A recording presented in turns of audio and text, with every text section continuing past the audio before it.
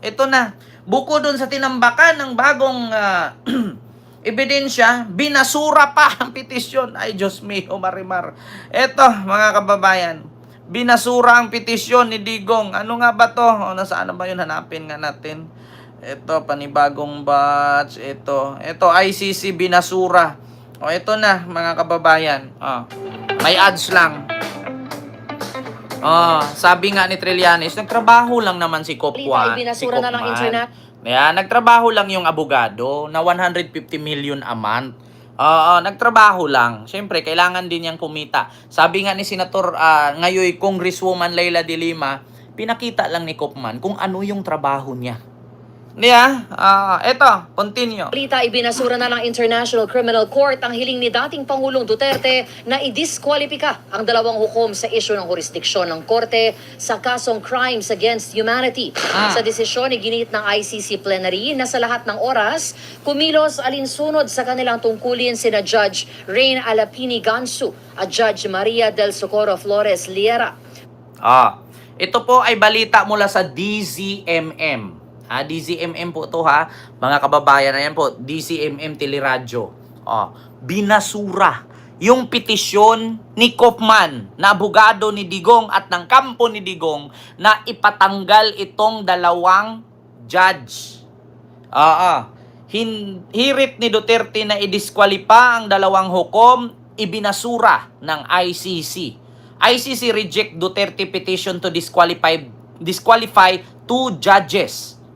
Ayan na nga, mga kababayan. Didisqualified ang petition, tinambakan ng 1,000 ebidensya. Hindi na makauwi talaga. Asa ka pa. Ito nga sabi ko sa inyo, mga DDS, kausapin nyo yung kampo ni Digong. Huwag na siyang lumaban.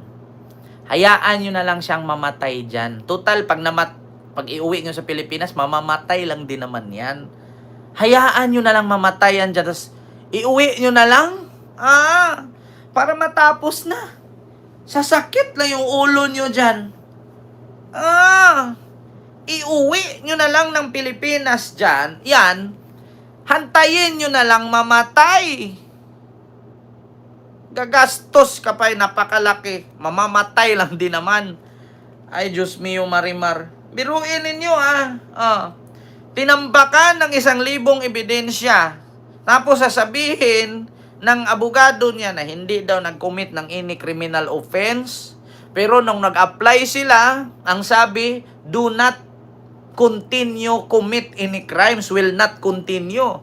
Tapos ngayon, eto na, yung petisyon nila, natanggalin yung dalawang hukom, binasura ng ICC. Cecilia Cabinet, apelyido ni mo? Cabet, ano ba to? Cecilia Cabet, pistika, dapat ikaw ang mamatay, putang ina. Ako ba yung may los-los? Ako ba yung may cancer sa atay? Ako ba yung naghihingalo at hindi na kumakain kaya hindi na makalolo? Nangayayat na si Digong. Dubli. Isang utot na lang, mamamatay na. Alam niyo si Digong pag inubo yan, atakihin na sa puso yan, mamamatay na yan. Antayin nyo na lang yan mamatay. Pag-aksayahan nyo pa ng panahon yan. Alam nyo, I will tell you frankly, itong mga politisyan na dumidikit kay Digong, sa totoo lang, pang-aabuso na to, ginagawa nila. Si Digong dapat nagpahinga na yan.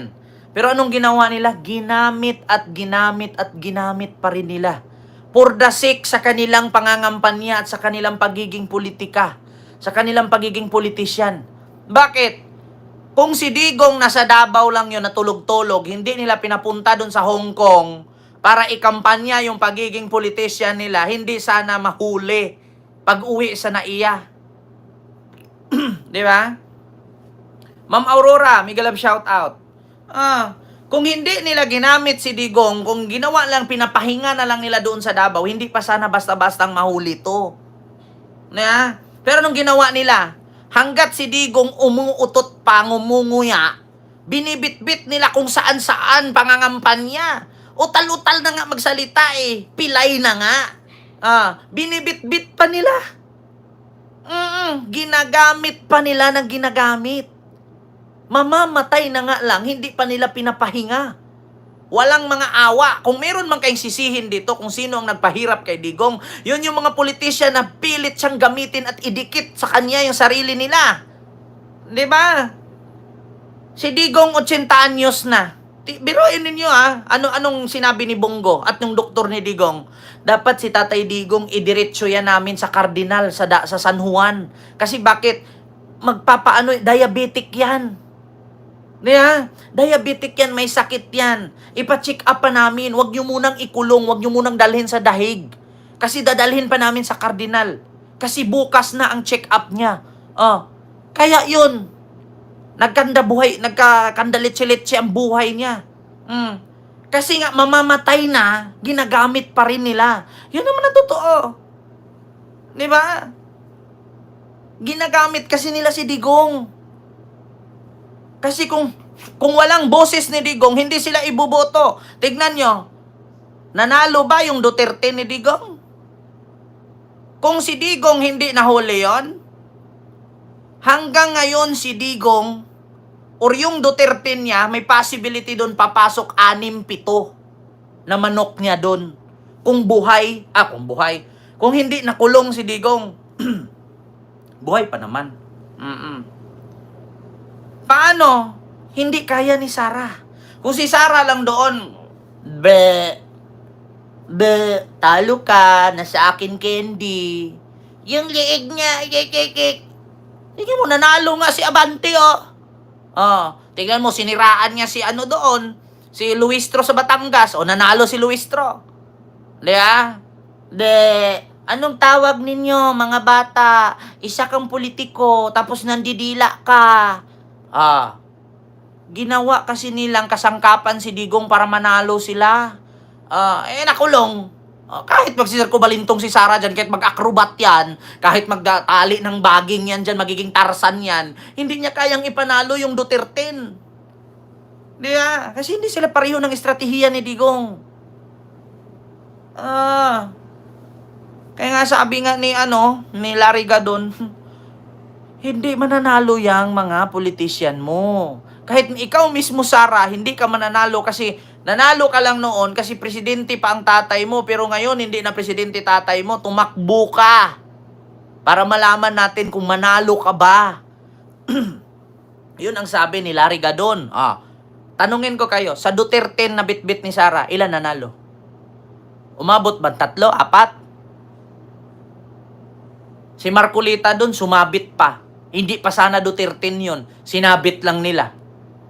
Edi dalawa lang, si Bato, si Bongo lang. Ay, Diyos ko. Ito, continue. Una nang iginiit ng defense team ni Duterte na dapat madiskwalipika ang dalawang hukom dahil umano sa pagiging bias. Samantala sinabi sa... Paano naging bias kung hindi pa naman nag-umpisa ang hearing? Tanungin ko kayo mga kababayan. Pinadisqualified ni Kaufman ang dalawang judge kasi bias daw. Paano naging bias? Hindi pa naman nag-umpisa yung hearing. Sasabihin nila kasi sumali doon, nag-imbestiga. At least napapanood at nakikita nila kung ano ang totoong pangyayari. Hindi nyo gawing kasinungalingan ang mga TV station at media outlet sa Pilipinas. Kasi ABS-CBN, TV5, GMA, CNN, Rappler, mga news outlet.